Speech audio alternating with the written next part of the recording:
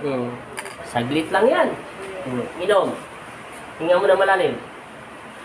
Isa pa. Yan. Para maayos na natin. Para makatulog na kayo. Sabi ko na nga ba eh. Narinig ko na yung kwento niya. Pag-aawayin na naman kayo.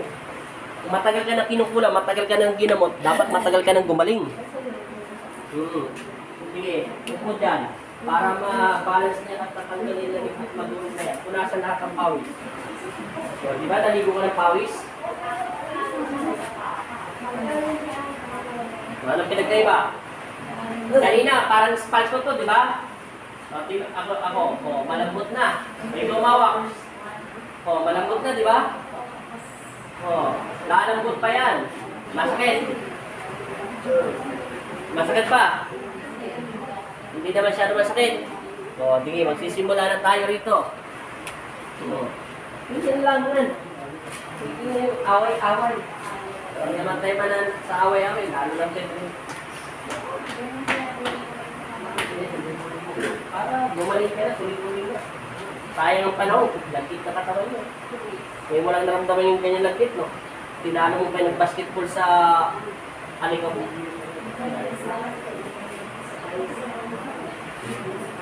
Ilan ba bang magagamit mouse na yun? Hindi.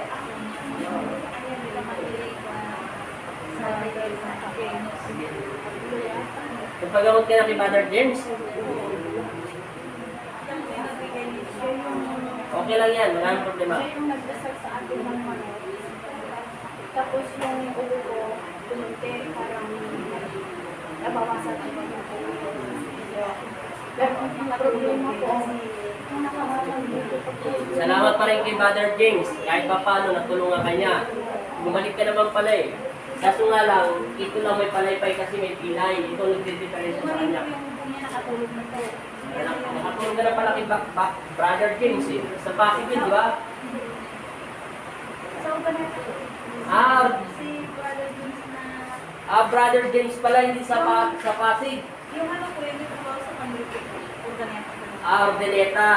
Ay, hindi ko siya kilala. Kasi ang kilala kong Brother James, yung nakikita ko sa Facebook page, yung nandun sa, sa Pasig. Saan ba na ito? Tagalo. Salamat pa rin. Kahit paano natulungan ka pa rin niya. Salamat pa rin sa kanya. Kahit paano. Ito lang ang tatanggalin natin yan para mawala na yung sakit-sakit na lalamunan mo. Tapos, gamit ito eh. Sige.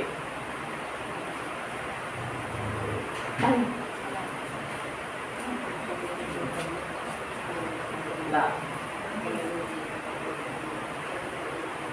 Sabi ko naman ba, si kapit-bahay na naman sasabihin. Hindi ko kasi ang sabi niya. Hayaan mo na yun. Huwag mo nang Pinakain daw ako ng mangga. Eh, baka sabi ko yun yung nasa palamunan ko. pinakain ka ba ng mangga? Opo. Baka naman ang humingi ka lang. Hindi po, po siya niyang binigay. Tapos sabi niya, anong kinain mo sa mangga?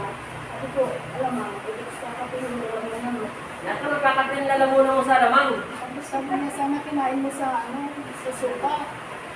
Tapos sabi ko, hindi naman maganda yung mangga sa suka. Alam mo, makakatinayin mo na naman. Hindi kakatiyan lalamunan mo sa bagoong kasi maasin sa mangga. Nagkataon lang talaga ito, bukas yung punya mo. Nagkaroon ka ng ubo. Pag nagkaroon ka ng ubo, kumakatid na lalamunan natin, yung konsin natin, bumibigit kasi doon sa parang nalakala. Lalat to na dati mong pagod, pero hindi ka. Sige, bababa. Babain pa. Yan. Lato lang.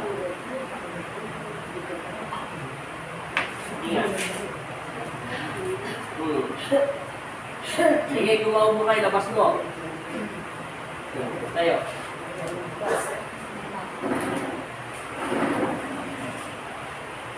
Kung matagal ka ng kinukulang, buto balat ka na. Dry na balat mo. Lamig yan, ito yan o. Yan. Yan yan. Yan yan. Yan yan. O, di ba? Pag hindi nilawagapak yung mga gusto-gusto mo. Ano paramdam? Binhawa na panginga mo. Huminga ka naman yung lalim. May umarang pa. Hinga ulit. Yan na lang. Ganyan talaga yan. Matutuyo ka ng laway kasi nagkaroon na siya ng akin. Kung pumapasok, labas-pasok na siya. O, minom ka ng tubig. Naalala ka ni kapitbahay. Ayan. Yes, okay. Best friend eh. Damarites. Oh. Ngayon naman natin. Ano paramdam na eh? Lumang na. Oh, di ba? Kung ano paramdam mo sa likuran mo, magbigat-bigat pa. Oh, ilan beses tumunog yun? 1, 2, 3, 4, 5, di ba yata eh? Mabilis kasi yung ginawa ko sa'yo eh. Oh, di ba magkakasunod yun? Yung spinal natin ay nakaganyan yan. Sa sobrang katagalan mo, yuko siya ng konti. Ngayon, nagkakadikit-dikit siya. May clearance kasi yung spinal natin kasi nipis lang ng papel eh. Tapos yung punin natin dito sa gilid, para sa bata yan, magkakaroon yan ng sakit talaga. Papasukin nyo ng lamig. Hanggang pumasok yung lamig yan dyan, magkakaroon pa sakit sa baga. Tapos magiging TB na. Oo. Tapos yung lalamunan mo, itong tonsil mo, hindi gumagalaw, nakababa lagi. Tapos basang-basa lagi dito mo. Yan, basang-basa. Tapos parang maganit. Ayaw lumabas yung mga lamad na... Oo. Kasi nakababa siya lagi. Basa. Kaso may halong palipadangin yan, may halong elemento. Tinanggal ko mo rin palipadangin pati elemento. Ano may pakiramdam nyo? Magang na. Magpati na kayo. Hindi naman kami nag-aaway. Eh, huwag mo na kasing iniisip yung sinabi ng naggamot sa'yo. Wala na rin, hindi ko na rin iniisip. Kaya ko na na-stress ko po lang. Oo. Kala ko si Father James ang naggamot sa'yo doon sa Pasig, yung pala sa Ordaneta. Sa araw, pumunta dyan sa Maligay.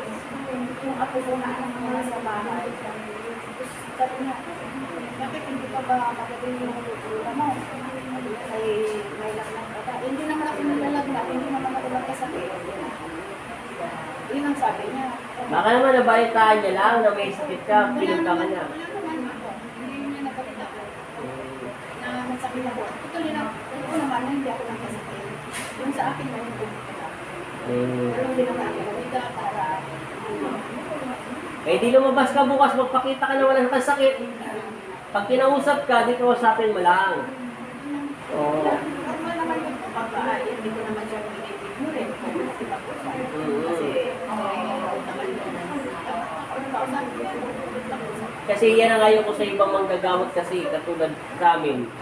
Pag sinabi niya dinadahilan niyo yung kapitbahay, eh paano nagkatugma lang na nag-away kayo ng kapitbahay mo? Maalala mo na siyang nanakit sa'yo.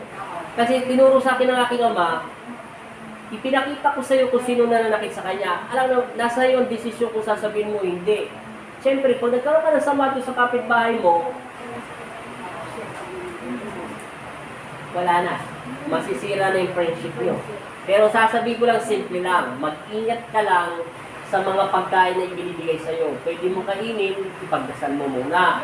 Kung ayaw mo kainin, ipamigay mo sa mga iba mong kapitbahay. O ibigay mo sa hayop o mo itatapon sa basura. Yun lang ang ginagawa ko sa sarili kong desisyon. Kasi wag bawal mo itapon yun, pagkain pa rin yun.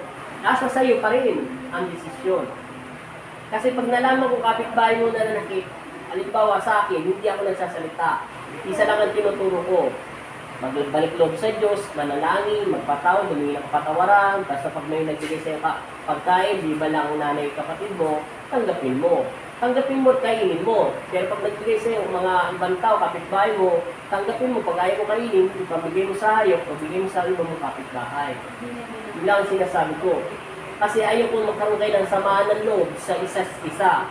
Para ko na kayong tinutokso na mag-away kayo. Kasi hindi tinuro sa akin ni Kristo yun eh.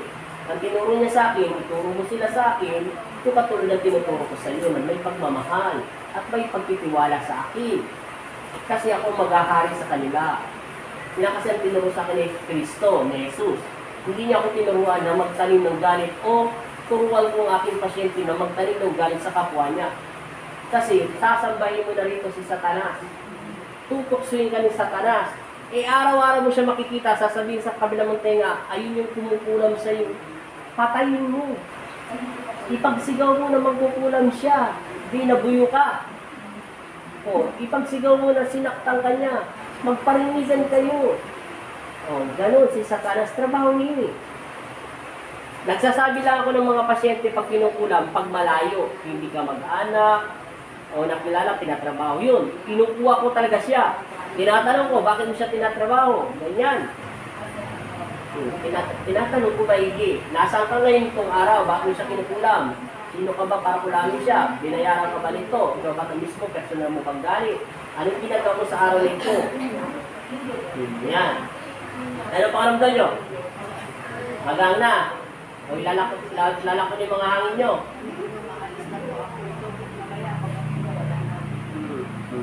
Ayusin ko na. O, salamat. Papatay na natin video. Wala na talaga. Konti na lang yan ayusin ko eh. Wala na ayos na yung pakaramdam mo. O, kasi pahigay na kita ron. Okay na. Ano pinagbago? Dumaan. Lumang. Pakiramdam ko. Parang ano? Hindi nakatulog yung parang mabigat din. Para ka na nakalutang. Okay, salamat to. Taga ano kayo? Laon yun, no? Tigil na yan, ha? Gusto mo ba tagang gumaling mamaya? Tuloy-tuloy. Huwag ka na mag-ano. Kasi maririnig ka ni Papa Jesus pag ginawakan kita. Kailangan bukal sa puso mo na magpatawad. Para lahat ng kamalasan na punta sa'yo, mapunta to sa taong nananakit sa'yo. Punta din siya ang totoong nananakit sa'yo. Siya naman mamalasin, hindi naman ikaw eh. Kasi maluwag na sa puso mo na patawarin siya. Kasi pag minala siya, huwag mo sasabihin, ay buti nga sa'yo, kinarma ka. Hindi. Tawaan mo siya kasi baka susunod na panahon, mas matindi pang sakit ang maranasan niya kaysa sa'yo. At least, kung ano bang mangyari sa kanya, napatawad mo siya. Kasi yung sakit niyo, bumalik na yun sa kanya. Babalik naman yung sakit niya kung talagang saan man talaga ng gagaling yan. Kung kanino man talaga yan. Yung una dyan, yung elemento, may team. Pangalawa, palipadahangin lang dyan. Tapos may pilay ka rito. Naramdaman yung sunod dito, yung mga magkakasunod. Lumalagat, tapos pumuputok-putok siya. Yun ang sakit mo. Pero salamat pa rin dyan sa manggagawat mo. Thank you so much. Ayusin lang natin, Maggie.